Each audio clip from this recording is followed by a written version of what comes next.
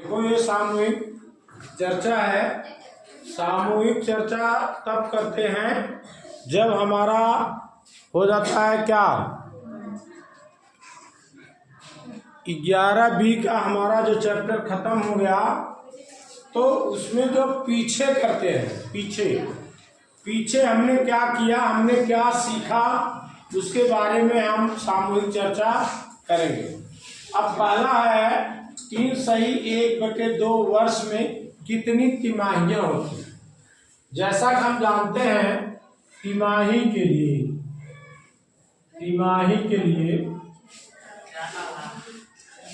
समय में क्या करते हैं, समय गुणे 4, और दर के लिए दर में 4 का, और छमाही के लिए छमाही में समय के लिए 2 का गुणा और दर में 2 से ये तिमाही है, ये छमाही है। ब्याज जब तिमाही दे होता है तो समय में 4 का गुणा कर दिया जाता है और दर में 4 का भाग दे दिया जाता है। समय में 4 का गुणा क्यों करते हैं? क्योंकि एक वर्ष में 4 तिमाही होती है। जनवरी, फरवरी, मार्च एक तिमाही हो गया, अप्रैल, मई, जून दूसरा तिमाही हो गया, जुलाई, अगस्त, सितंबर तीसरा हो गया, अक्टूबर, नवंबर, दिसंबर चौथा हो गया। तो एक वर्ष में 4 तिमाही होता है, इसलिए समय में 4 का गुणा कर देते हैं और दर में 4 का भाग। उसी तरह छमाही में समय में 2 से गुणा और दर में 2 से भाग दे देते हैं। ये आपको समझ में आ जाना चाहिए, अब इसमें डाउट नहीं होना चाहिए। अब ये देखो कह रहा है 3 सही 1/2 माने 3 दूनी 6, 6 1 7/2 वर्ष हो गया। कितना हो गया? 7/2 वर्ष। कह रहा तिमाही, कितनी तिमाही होगी? इसमें गुणे 4, समय में 4 गुणा, 2 दूनी 4, ये कितना हो जाएगा? 7 दूनी 14 तिमाही। कितना? 14 तिमाही। ऐसे भी अगर आप जोड़ोगे 3 वर्ष में 3 गुणे 4, 4 के 12 हो गया, और आधा वर्ष 6 महीने में 2 तिमाही होता है, ये 14 तिमाही हो गया। समझ में आया नहीं आया? अगला बताओ क्या है?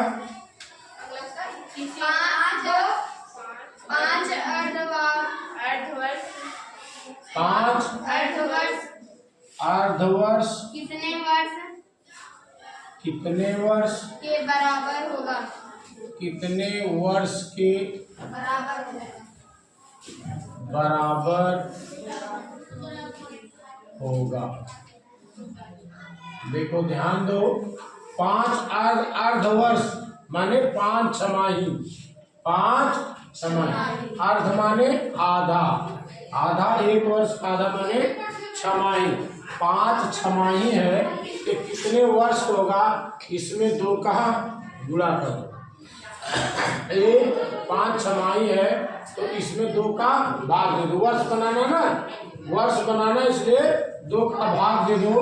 5/2 बराबर, देखो 5 में 2 का भाग दो, 2 दूनी 4, ये यानी 2 सही 1/2 वर्ष। ये आपका उत्तर हो जाएगा। अगला बताओ क्या है? सूत्र A बराबर, चलो नोट कर लो। छमाही बनाते हैं, ध्यान इस तरफ, वर्ष से छमाही बनाते हैं तो 2 का गुणा कर देते हैं। क्या करते हैं? 2 का। अब इसका उल्टा, छमाही से साल बनाना, वर्ष, छमाही से वर्ष बनाना है तो क्या हो जाएगा? 2 से भाग दे देंगे। किसे? 2 से भाग दे देंगे। वही है, ये छमाही से वर्ष में बदली करना है, इसमें वर्ष में।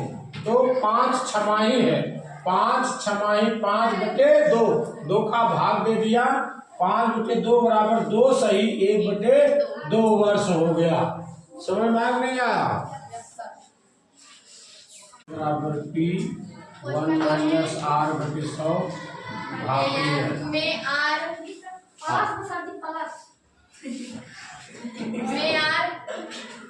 वृद्धि की दर है। वृद्धि की दर है या घटने की दर है? या घटने की दर है?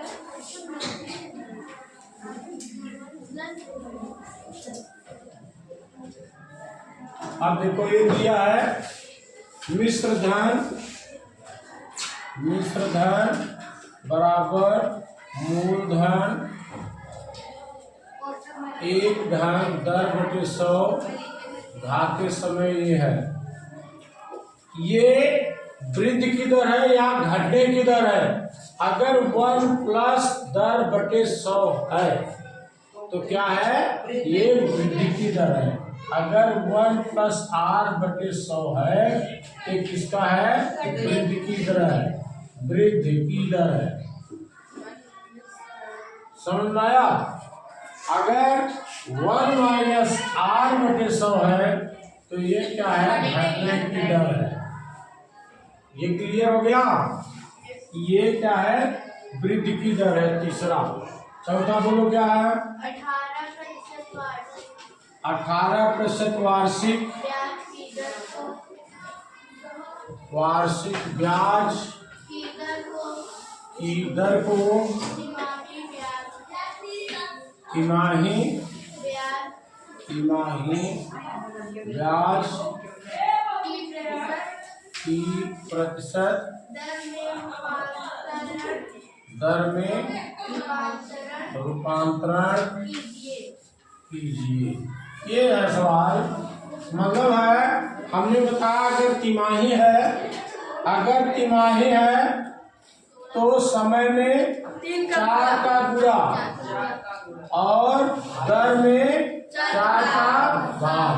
ये क्या दिया? दर 18%। 18/4 2 दूनी 4 दुनिया 9/2। आगे इसको करो 2 × 8 10.5%। क्या होगा? तिमाही। क्या होगा? तिमाही। ये होगा आपका।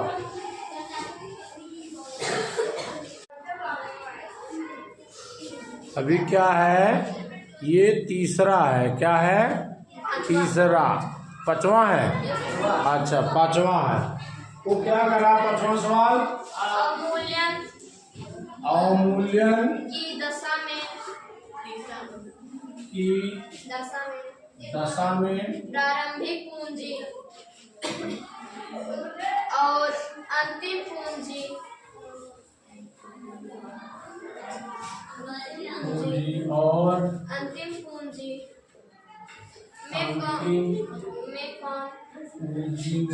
कौन बड़ी होती है? कौन बड़ी होती है? कौन बड़ी होती? बड़ी की तो लड़ाई है भैया। बड़ी की तो लड़ाई चल रही है ना। कह रहे अवमूल्यन माने घटना। अवमूल्यन माने घटना। घटना मतलब है आज रेट 1000 है तो घटकर 900 हो जाएगा। अब प्रारंभिक पूंजी क्या है? 1000। अंतिम पूंजी क्या है? 900। दोनों में कौन सा बड़ा है? ये प्रारंभिक पूंजी है। ये प्रारंभिक पूंजी है और ये अंतिम पूंजी है। समझ आया नहीं यार? भाई 1000 था। अवमूल्यन माने घट करो क्या होगा? दाम 900। एक मोबाइल का दाम 1000 रुपये था, वो घटकर 900 रुपये हो गया। तो प्रारंभिक पूंजी ज्यादा होगी ना। तो उत्तर हो गया कि प्रारंभिक पूंजी बड़ी होगी। क्या होगी? बड़ी होगी। अच्छा समझ में आया।